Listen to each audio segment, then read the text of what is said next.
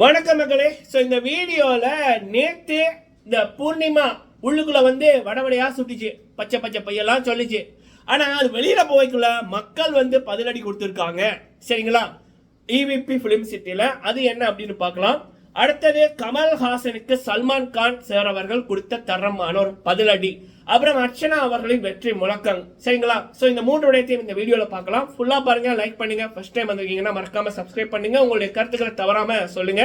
டனிஸ் வியூல நிறைய விடயங்கள் போட்டிருக்கேன். ஸோ அந்த சேனல் தான் மெயினாக நான் இப்போ யூஸ் பண்ணுறேன்.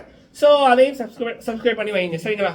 ஓகே, முதலாவது விடயம் என்ன அப்படின்னா, நேற்று இந்த பூர்ணிமா வந்து வாயால் வடை சுட்டது, அந்த கேவலத்தை நம்ம எல்லாம் பார்த்தோம். சரிங்களா? பல அக்காமார் அம்மாமார் வந்து இந்த பிக் பாஸே பார்க்கறதில்ல. அதுவும் பூர்ணிமா, மாயா, கமல்ஹாசன் வந்தால் டிவி ஆஃப் தான். சரியா? குழந்தைகள் கெட்டு போயிடும் அப்படின்னு அப்படி இருக்கு நிலைமை. ஸோ அப்படி இருக்கக்குள்ள இந்த அம்மா வாயால் வடை சுட்டிச்சு. சரியா? காசு கொடுத்து இவங்களோட பேரை ட்ரெண்ட் பண்ணுறது, இவங்களை பற்றி பெருமையாக கமெண்ட் பண்ணுறதுக்கு 5 ரூபா 10 ரூபா காசு தாரேன், நீ இப்படி கமெண்ட் பண்ணு அப்படின்றது, டிஜிட்டல் முறையில் அப்படி கமெண்ட் பண்ணுறவங்களுக்கு காசு அனுப்பி வைக்கிறது, அதுக்கப்புறம் வந்து இப்படி தாங்களே புகழ்ந்துக்கிறது. என்ன புலப்படாது, மக்கள் கழுவி ஊத்துறாங்க. சரி, அப்போ இந்த அம்மா வந்து இஷ்டத்துக்கு அடிச்சு விட்டுட்டு வெளியில் போயிருக்கு இவிபி ஃபிலிம் சிட்டியில். அப்போ இந்த அம்மா உள்ளுக்குள்ளே வரைக்கும் ஒரு 4-5 பேர் தான் இருந்திருக்காங்க. ஆனால் ஷோ முடிஞ்சு வெளியில் போயிருக்கல. ஏன்னா அதிகாலையில் இந்த ஷூட் எடுக்கப்பட்டது. ஸோ இது ஷூட் முடியக்குள்ள விடிஞ்சிட்டு ஒரு 10-11 மணிக்கிட்டே இருக்கும். அப்போ இவங்க போய்க்க அந்த இவிபி ஃபிலிம் சிட்டி ஃபுல்லாக ஒரு 100-150 பேர். அப்போ இந்த அம்மா வந்து பாடி கார்ட்ஸை கூப்பிட்டுக்கிட்டு வேறு வழியில் முகமுடிய போட்டுட்டு போகுது காருக்குள்ள. குற்றம் செஞ்சா இதான் என் நிலைமை. பாவம் சொல்லுவாங்கல்ல, பாவத்தின் சம்பளம் பாவம் பண்ணுவாங்கலாம் அனுபவிப்பாங்கன்னு. இதுதான் சும்மா பாவமா? இவ்வளோ பெரிய பாவம். 65 கேமரா இருக்கு. அந்த கேமராவில் நாங்கள் என்ன நடக்குதுன்னு பார்த்துருக்கோம். அப்படி இருந்தும் ஒருத்தரோட வாழ்க்கையை அழிச்சிருக்கீங்களே, கர்மாலாம் விடுமா? ஸோ இது நடந்த விடைய மக்களே. ஆனால் இப்படி சம்பவம் நடந்ததுக்கு அப்புறமும் இன்னொரு சேனல் வந்து இந்த அம்மா இன்டர்வியூ எடுத்திருக்கு. அப்போ அவங்களே கேட்டிருக்காங்க, நீங்கள் பிரதீப் கிட்ட மன்னிப்பு கேட்க விரும்புறீங்களா அப்படின்ற மாதிரி.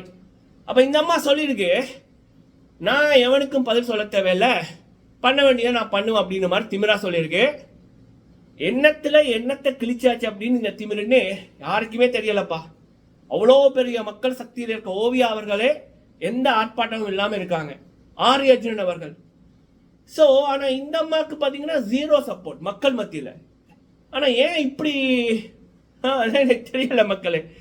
இந்த நிறைகுடம் தழும்பாது அப்படின்வாங்க, எம்டி போட்டு மட்டும்தான் சத்தம் போடு பண்ணுவாங்க. அதுதான் இதான் போல இருக்கு. சரிங்களா?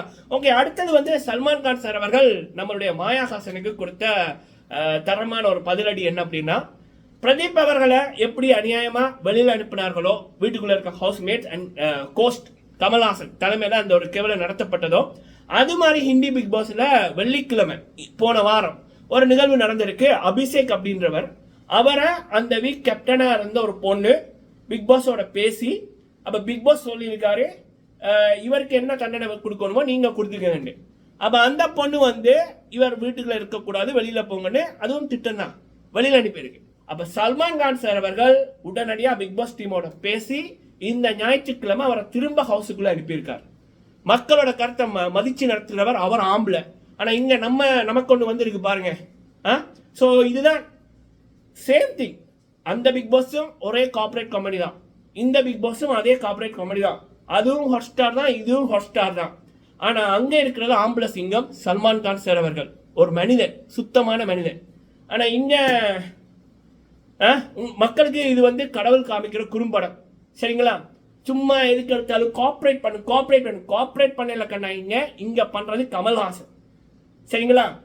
மாயா மீது இருக்கின்ற ஒரு என்னன்னு எனக்கு தெரியல. மாயாவுக்கு ஒரு ஃபுல் அடிமைத்தனம் தான் கமல்ஹாசன் பண்ற. அதனால மாயாவுக்கு பிடிக்காத நபர்கள் எல்லாரையும் ஏதாவது பண்ணி அனுப்பணும்னு பண்ணி கொண்டிருக்காரு. ஆனா இதுவும் ஒரு நல்ல விடயம். என்ன அப்படின்னா, 65 வருஷம் மக்களை ஏமாத்தி கொண்டிருந்த ஒரு நபர் இந்த பிக் பாஸ் தமிழ் சீசன் 7 மூலம் பல மக்களுக்கு தன்னுடைய உண்மையான முகத்தை காமித்திருக்கார். 2024க்கு கடவுளே ஒரு வெளிச்சம் போட்டு காமிச்சிருக்கார் இந்த நபரோட முகத்தை. அப்படி என்பதுதான் நான் இதில் பார்க்கக்கூடியதா இருக்கு. சரிங்களா? ஸோ இது வந்து நடந்த விடைய மக்களே. சல்மான் கான் சார், நாகார்ஜுனா சார் போன்ற நல்லவர்கள் நம்ம தமிழில் கோஸ்ட் பண்ணியிருந்தா இன்னைக்கு பிரதீப் அவர்கள் வந்து பிரதீப் பர்சஸ் அர்ச்சனான்னு வந்திருக்கு ஃபினாலே. இல்ல பிரதீப் அவர்கள் வந்து தெலுங்கு பிக் பாஸ்க்கு போயிருந்தா அங்க அவர் தான் வின் பண்ணியிருப்பார். தெலுங்குல வந்து நாகார்ஜுனா சார் தலைமையில ஒரு விவசாயி சீசன் 7 டைட்டில் அடிச்சாரு, கஷ்டப்பட்ட விவசாயி. ஆனா இங்க நம்ம என்ன பாவம் பண்ணுவோம் தெரியல நமக்கு இப்படி. ஓகே மக்களே, சரி அடுத்தது வந்து என்ன அப்படின்னா அர்ச்சனா அவர்களுடைய வெற்றி 200% உறுதி. அதை தடுப்பதற்கு நிறைய கூட்டங்கள் ஒர்க் பண்ணுது. அதுல வந்து இந்த எவிக்ட் ஆனதுகள் எதுவுமே திருந்தல மக்களே.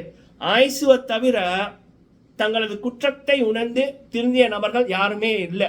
ஆயுசு அவர்கள வந்து அவங்களுடைய ஃபேமிலி வந்து உண்மையை சொல்லியிருக்கு. ஆனா மீதி இதுகளுக்கு இந்த யோவிகா, சரவண விக்ரம், பூர்ணிமா, நிக்ஷன் இதுகளுக்கெல்லாம் இவங்களை போலதான் அவங்க கூட இருக்கிறவங்களும் சரிங்களா. அதனால இதெல்லாம் எல்லாமே இப்போ ஒன்னாத்தான் இருக்குது. இந்த நிக்ஷனு, ஜோவிகா, அப்புறம் சரவண விக்ரம் எல்லாமே ஜோவியோட வீட்டை தான் இப்போ செட்டில்மெண்ட். பூர்ணிமா, ஸோ இவங்கெல்லாம் வந்து நாளைக்கு திரும்ப உள்ளுக்கு போறாங்க பிக் பாஸ் வீட்டை சரிங்களா. அப்ப நமக்கு வந்து அப்டேட்டின் படி அர்ச்சனா அவர்களை அட்டாக் பண்ண, அர்ச்சனா அவர்களை தப்பா காமிப்பதற்கு நிறைய பிளான் எல்லாம் ட்ரைனிங் எல்லாம் கொடுக்கப்பட்டு கொண்டிருக்கு. ஸோ இந்த கூட்டம் நாளைக்கு வந்து 1 by 1 உள்ளுக்கு போகும். அப்படின்னா செவ்வாய்க்கிழமை நமக்கு காமிப்பாங்க என்ன நடக்குது அப்படின்னு சரிங்களா. ஸோ எனக்கு தெரிஞ்சு பிக் பாஸ் சரித்திரத்தில் இந்தியாவில் நடந்த பிக் பாஸ்லேயே மக்களால் அதிகமாக வெறுக்கப்பட்ட பிக் பாஸ்னா இந்த பிக் பாஸ் தான். அதுக்கு காரணம் ஒரு ஒரு ஒரு ஒரு பாடசாலையில் தவறான ஆசிரியர் இருக்கலாம், தவறான மாணவர்கள் இருக்கலாம். ஆனால் பிரின்சிபல் அப்படின்னு ஒருத்தர் வந்து கரெக்டாக இருந்தாருன்னா தகுதி இல்லாதவர்களை தூக்கி போட்டு தகுதியான நபர்களை நியமிப்பதன் மூலம் அந்த பாடசாலையை நல்லா நடத்த முடியும். ஆனா இங்க என்ன அப்படின்னா இவ்வளவு மாயா, பூர்ணிமா, நிக்ஷன் இப்படியான தகுதி இல்லாத நபர்களை வளர்த்துக்கிட்டு இருக்கிறதே இந்த கமல்ஹாசன் தான். இந்த ஷோவை கோஸ்ட் பண்ண கமல்ஹாசனுக்கு தகுதியே இல்லை சரிங்களா. அடுத்த சீசன் வர்றதும் வராம விடுறதும் அர்ச்சனாவோட வெற்றியில தான் இருக்கு. அர்ச்சனா அவர்கள் வின் பண்ணா மட்டும்தான் மக்களுக்கு வந்து அட்லீஸ்ட் ஒரு 50% மக்களாவது ஒரு என்ன சொல்லுங்க ஒரு எதிர்பார்ப்பு கொஞ்சமாவது இருக்கும். இல்ல அர்ச்சனா வெற்றி பெறலைன்னா சத்தியமா இதுதான் கடைசி சீசன் எனக்கு தெரிஞ்சு பிக் பாஸ் தமிழோட சரிங்களா. அதுல எந்த மாற்றமே இல்லை. ஓகே மக்களே, ஸோ நாளையில இருந்து ஃபினாலேக்கான ஓட்டிங் ஆரம்பிச்சிடும். நம்ம வேலை அர்ச்சனா அவர்களுக்கு ஓட் போடுறதுதான். இந்த பிக் பாஸ் ஷோல இப்ப இருக்கிற நபர்கள்ல அர்ச்சனா அவர்களை தவிர வேற எந்த யாருக்கும் அந்த டைட்டிலுக்கு பக்கத்தில் நிற்க கூட தகுதி இல்லை. அந்த டைட்டில் அர்ச்சனா அவர்களோட கையில வந்தா தான் அந்த டைட்டிலுக்கே மரியாதை சரிங்களா. ஸோ நம்ம வேணா அர்ச்சனா அவர்களுக்கு ஹாட்ஸ்டார்ல ஓட் போடுறது, மிஸ்கால் ஓட் போடுறது, அண்ட் அர்ச்சனா அவர்கள் பற்றிய நல்ல விடயங்களை மக்களுக்கு வந்து சொல்வது சரிங்களா. ஓகே மக்களை, நீங்க உங்களோட கருத்துக்களை சொல்லுங்க. வீடியோ பிடிச்சிருந்தா லைக் பண்ணுங்க. நன்றி.